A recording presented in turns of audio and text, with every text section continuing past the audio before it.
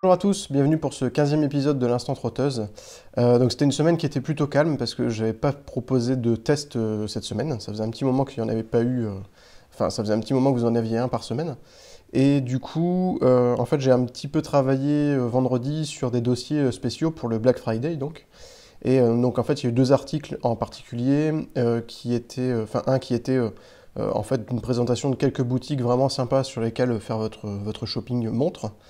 Et puis un deuxième avec une liste de promotions en fait que j'ai repérées sur les réseaux sociaux notamment et du coup sur des marques en particulier.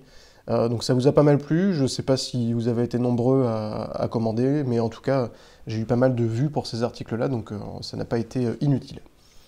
Et puis donc je vais passer directement aux montres qui vous ont plu, donc comme d'habitude j'en ai sélectionné trois. Alors en fait il y en a une qui est assez spéciale qui s'appelle la Marathon Pilots Navigator. Donc, qui est une montre qui a été conçue pour l'armée américaine. Donc, elle est vraiment, elle est très spéciale. Elle a un look qui est, bon, donc, qui est fort militaire. Hein, c'est très anguleux, c'est très masculin.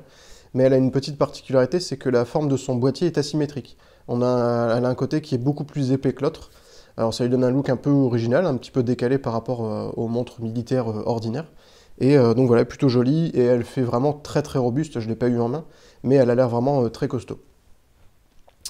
Une deuxième montre qui, elle, est beaucoup plus originale, qui s'appelle la Sharing Watch, donc share de partager en anglais. Et en fait, c'est une montre minimaliste qui a été pensée pour justement pouvoir partager l'heure facilement. Donc c'est assez rigolo, et en fait le designer a incliné l'affichage du cadran donc de 45 degrés, et de façon à ce que vous puissiez montrer l'heure en faisant simplement ça comme ça, et en montrant votre montre du coup dans le bon sens. Alors c'est bon, c'est un petit peu gadget, hein, c'est pas forcément très très utile, surtout quand on vous demande l'heure, logiquement, vous regardez l'heure et vous la dites, mais en tout cas c'était assez rigolo, puis ça vous a pas mal plu. Et mon coup de cœur à moi de cette semaine, elle s'appelle la Macara. Donc c'est une montre qui est assez spéciale, elle est un petit peu surréaliste on va dire, déjà parce qu'elle utilise un boîtier en bronze. Alors j'ai su après qu'en fait il y a une marque donc haut de gamme qui s'appelle Panerai qui utilise aussi le bronze pour un de ses modèles. Donc je pense qu'effectivement la Macara en est inspirée. Niveau design, ça ressemble pas du tout au Panerai, donc c'est vraiment plus une inspiration qu'une copie. Et donc le bracelet est en cuir, le boîtier est en bronze massif, et en fait a un look qui est très anguleux, très marqué, donc qui est aussi très masculin pour le coup. Et voilà, qui a un petit côté vintage avec justement cette texture un peu bronze, couleur un peu cuivre. Et voilà, elle est très très belle, elle est vendue à 395 $, hein, c'est une montre automatique. Alors c'est peut-être un petit peu élevé, mais j'imagine que ça coûte plus cher à fabriquer une montre en bronze qu'en acier inoxydable. Donc le prix se justifie certainement. Au niveau des nouveautés du site, alors en fait sur le site en lui-même il n'y a pas eu forcément beaucoup de choses nouvelles, mais par contre j'ai lancé, donc ça je l'ai publié le week-end dernier, j'avais dit que j'allais faire quelques petites vidéos rapides avec des sortes de petits tutos en fait, et donc j'ai publié la première la semaine dernière, uniquement sur Facebook. D'ailleurs si vous trouvez qu'il y a un intérêt à ce que je la mette aussi sur YouTube, dites-le moi, j'ajouterai, il n'y a pas de souci, mais je ne savais pas s'il y avait vraiment le même public que sur Facebook. Enfin, toujours est-il que j'ai publié une vidéo qui vous permet de savoir comment changer un bracelet de montre, parce que ça peut paraître très simple pour certains, et pour d'autres, enfin, il y en a beaucoup qui savent pas le faire, puisque j'ai eu pas mal de demandes. La vidéo a pas mal plu aussi, donc c'est parfait. Et puis, en fait, je vais en faire une seconde qui m'a été proposée par un des lecteurs, un lecteur qui est très fidèle d'ailleurs, qui me contacte régulièrement. Et en fait, l'idée, c'est tout simple, c'est de montrer comment on change une pile de montre.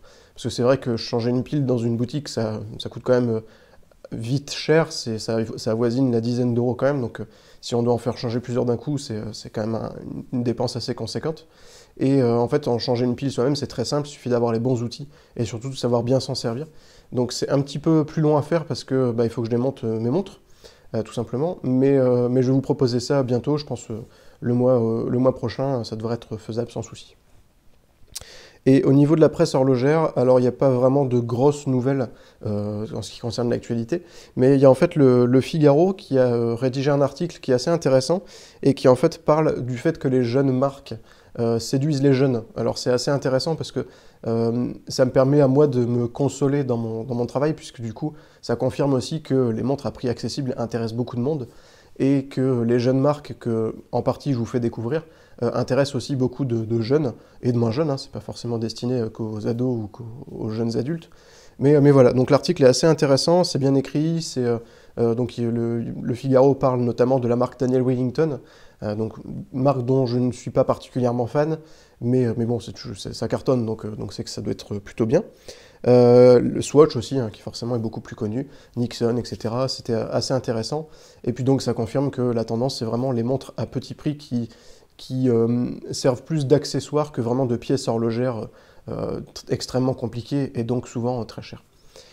Voilà en ce qui concerne la presse. Et puis donc la semaine prochaine, vous allez avoir le test d'une montre que j'aime beaucoup, qui s'appelle la Callister Vernazza.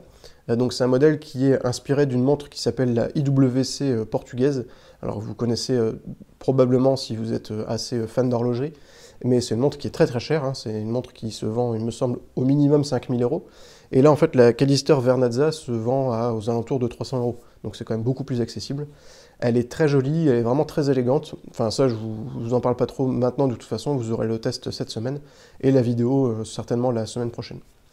Eh bien voilà pour cet instant trotteuse, il était un petit peu plus court que d'habitude.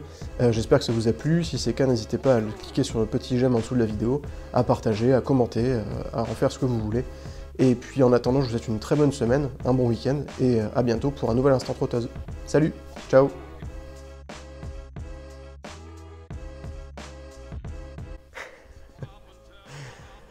Bon, allez. Je